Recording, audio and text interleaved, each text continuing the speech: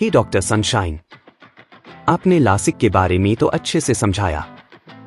Is there something called touchless LASIK? I heard about it from one of my friends. Yes, Rohit.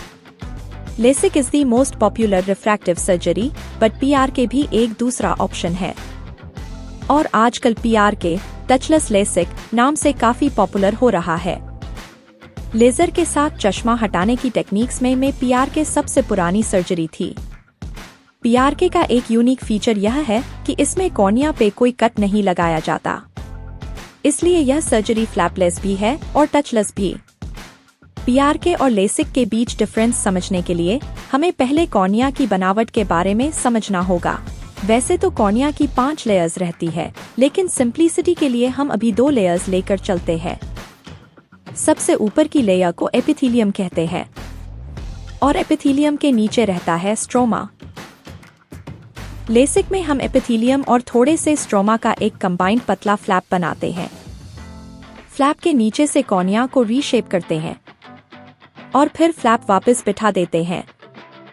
इस तरह laser का घाव covered रहता है और एपिथेलियम के नीचे वाली नर्व्स भी ज्यादा इरिटेट नहीं होती। इसलिए LASIK एक एब्सोल्युटली पेनलेस प्रोसीजर है। लेकिन LASIK में कॉर्निया पर लगे कट की वजह से कॉर्निया की स्ट्रेंथ थोड़ी कम हो जाती है। इसलिए वीक या थिनर कॉर्नियास के लिए LASIK is usually not advisable.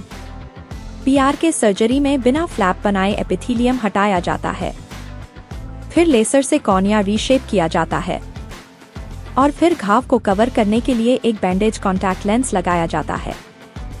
क्योंकि PRK में घाव अनकवर्ड रहता है और एपिथेलियम के नीचे की नर्व्स ज्यादा इरिटेट होती हैं, इसलिए यह प्रोसीजर थोड़ा पेनफुल रहता है।